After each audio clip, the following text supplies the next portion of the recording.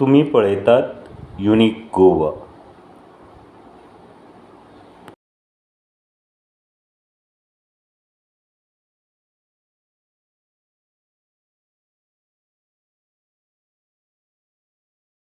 पूर्ण विश्व में किस प्रकार से सब देशों में भगवा लहरा है.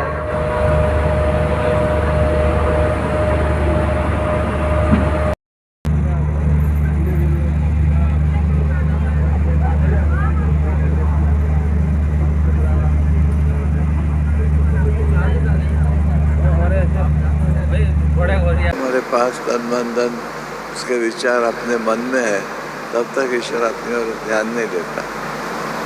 हमारे सनातन संस्था के सैकड़ों ने हजारों साधक है जिन्होंने सब अर्पण किया है, साधना करते हैं. इसके लिए वो उनमें से 131 साधक संत बन गए और 1000 साधक अगले 10 साल में संत बनने वाले हैं. कोई संप्रदाय में हम सुनते हैं क्या कि वहाँ इतने संत है, इतने संत होने जा रहे हैं? तो ये सनातन संस्था की विशेषता है और इसके लिए बहुत सारे संत सनातन को आशीर्वाद देते हैं. अभी जो हिंदू राष्ट्र की स्थापना करनी है वो समष्टि साधना ही है. यहाँ वहाँ जाके हिंदू धर्म क्या है, साधना क्या है सिखाना समष्टि की साधना होती है.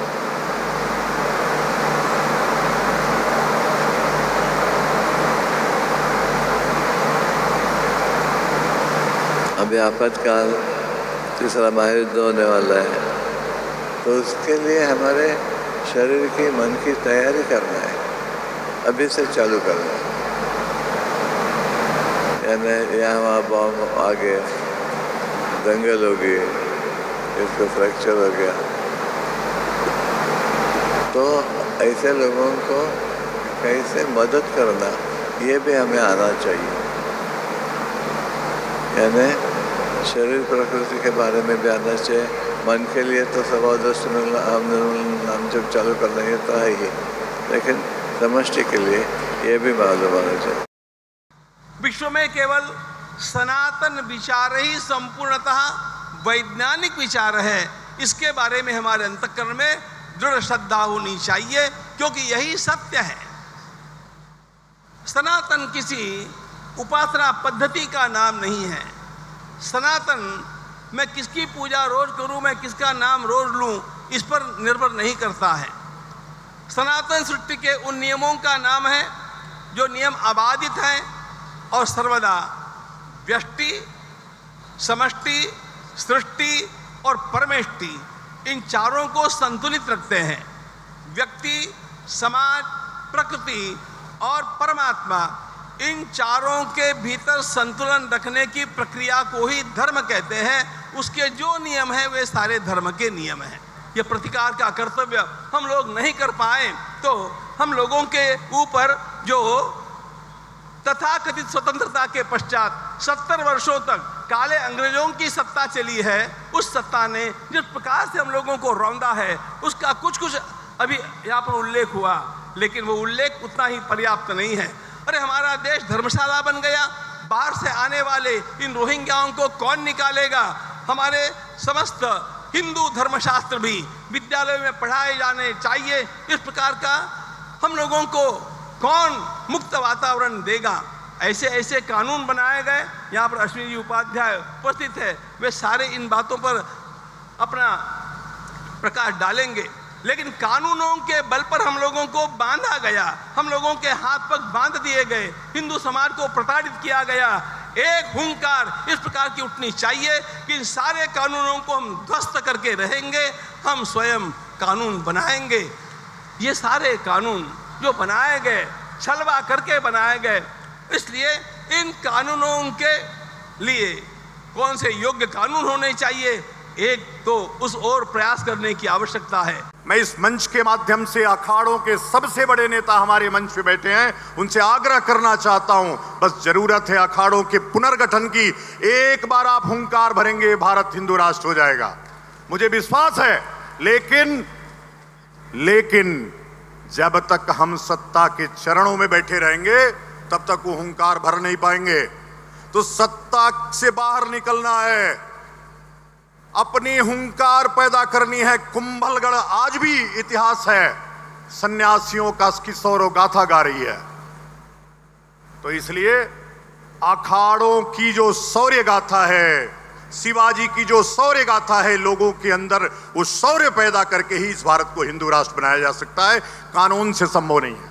अठावले जी के रूप में इनके समस्त कार्यकर्ताओं को देखता हूं, वो चेहरे का तेज, उनके कार्य करे संकल्प की शक्ति, वह संकल्प की शक्ति सनातन संस्था का विचार जिस दिन हर हिंदू के बीच में आ जाएगा, अपने आप ये हिंदू राष्ट्र बन जाएगा। और मुझे विश्वास है कि रविंद्रपुरी जी महाराज के नेतृत्व में वो काम होगा। जो जो काम अखाड़ों के द्वारा नहीं हुए थे, वो सब काम रविंद्रपुरी जी महाराज के नेतृत्व में हुए हैं। इसलिए मुझे विश्वास है कि सनातन हिंदू राष्ट्र रविंद्रपुरी जी महाराज के नेतृत्व में, अठावले जी के नेतृत्व में बनेगा।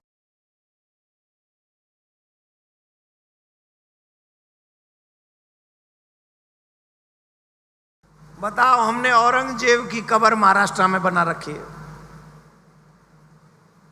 जिस औरंगजेब ने भारत को दुखी किया, जिस औरंगजेब ने भारत के सनातनी मंदिरों को, चिन्हों को तोड़ा,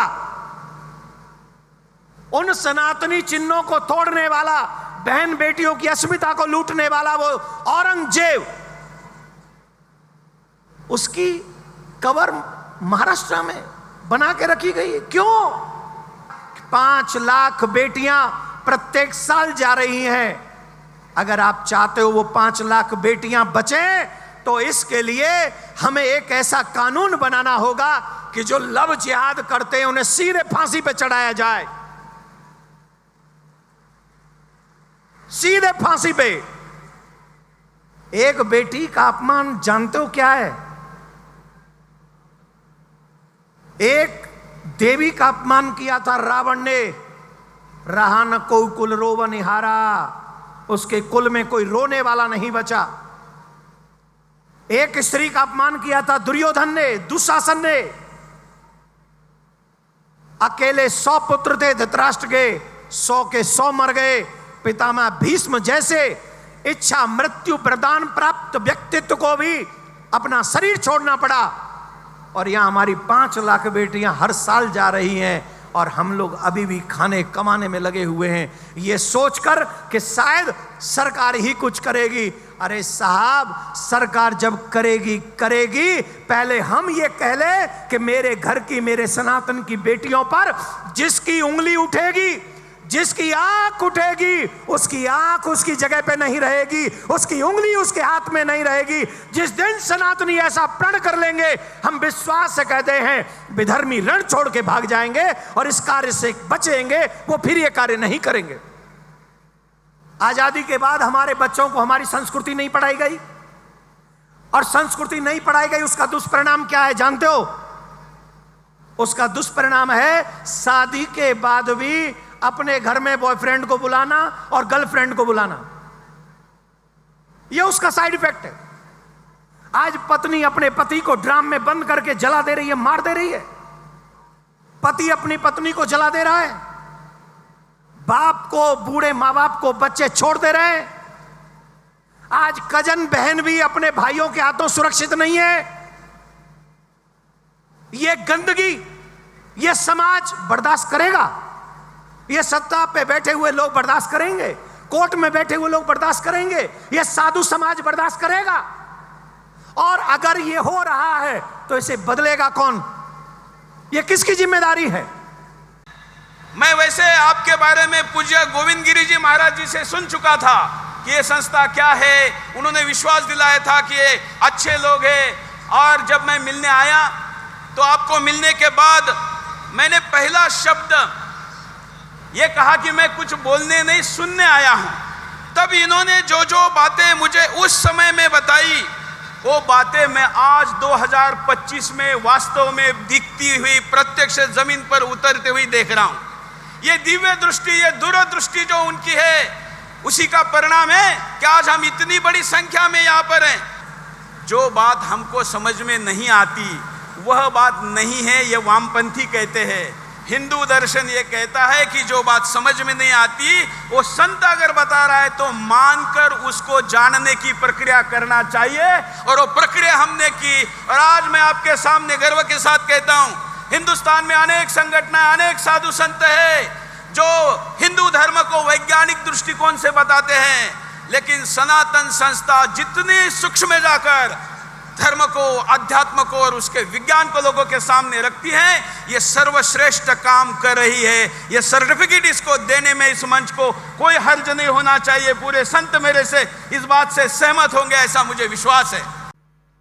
धर्म की जय करने से अधर्म का नाश नहीं होता है, अधर्म का नाश करने से धर्म की जय होती है।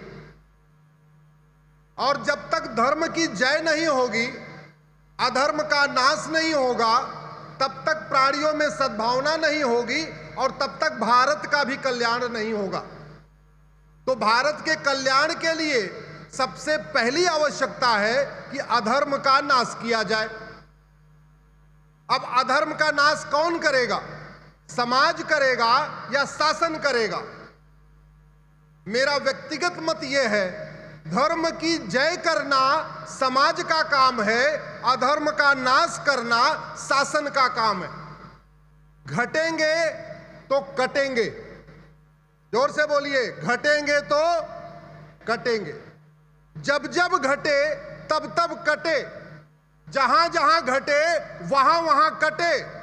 पिछले 2500 साल में 25 टुकड़े हो गए, पिछले 200 साल में 7 टुकड़े हो गए। माता से धर्म जागृत होता है, माता से संस्कार जागृत होते हैं। जब तक हम अपने संस्कारों को नहीं पहचानेंगे तब तक हम सनातन राष्ट्र का निर्माण नहीं कर पाएंगे। जब हम अपने संस्कारों को पहचान जाएंगे, अपनी ताकत को पहचान जाएंगे, अपने बल को पहचान जाएंगे, अपने ज्ञान को पहचान जाएंगे, अपने विवेक को जागृत कर लेंगे, तब हम पूर्णतः इस संकल्प के साथ ये सनातन राष्ट्र जो बनाने की हम बात कर रहे हैं, इस सनातन राष्ट्र को पुनः प्रत्येक व्यक्ति के हृदय में स्थापित कर पाएंगे। हजारों साल से भी पुराना जो प्रथम ज्योतिर्लिंग है, सोमनाथ का ज्योतिर्लिंग, उसके अवशेष को यहाँ पे सनातन राष्ट्र महोत्सव में लाने का एक अवसर प्रदान हुआ है। मैं उसके लिए बहुत बहुत आभारी हूँ, क्योंकि आप सब जानते ही हैं सोमनाथ के ऊपर 17 बार मोहम्मद गजनी ने आक्रमण किया था और उसको आखिरी बार जब तोड़ा गया तो शंकराचार्य जी ने एक बहुत अच्छी बात करी थी। उन्होंने एक नेशनल इंटीग्रेशन किया था। साउथ के पंडित जो थे वो नॉर्थ के मंदिरों में रहते थे, नॉर्थ के पंडित जो है वो साउथ में। तो उस वक्त वहाँ पे जो दक्षिण के पंडित थे, अग्निहोत्री ब्राह्मण, वो चुपचाप उस अवशेष को लेकर अपने गांव चले गए। पापनाशम के पास उनका गांव है दक्षिण में, और 1000 वर्ष तक उसकी शिवलिंग का आकार क्योंकि दिया, क्योंकि ये तो पत्थर थे, टूटे हुए टुकड़े थे, तो उनका एक आकार देके उनकी पूजा कर रहे थे। 100 वर्ष पूर्व उन्होंने शंकराचार्य परमाचार्य जो थे, कांची शंकराचार्य, उनको जाके पूछा कि भाई ये अवशेष तो हम पूजा कर रहे हैं, लेकिन इसका क्या करें? तो उन्होंने कहा कि अभी 100 वर्ष तक इसको रखो, क्योंकि देश आज़ाद नहीं हुआ है और राम मंदिर बनेगा। और उस वक्त दक्षिण में एक संत होंगे जिनके नाम के अंदर शंकर होगा, उनको जाकर ये दे देना। तो 100 वर्ष के पश्चात वो फिर से एक बार कांची शंकराचार्य जयेंद्र सरस्वती जी के पास गए और उनसे कहा कि भाई इस तरह की एक भविष्यवाणी की गई थी, तो अब हम क्या करें? तो बोले कि हाँ, गुरुदेव श्री श्री रविशंकर जी है, उनको जाके आप ये दे दीजिए।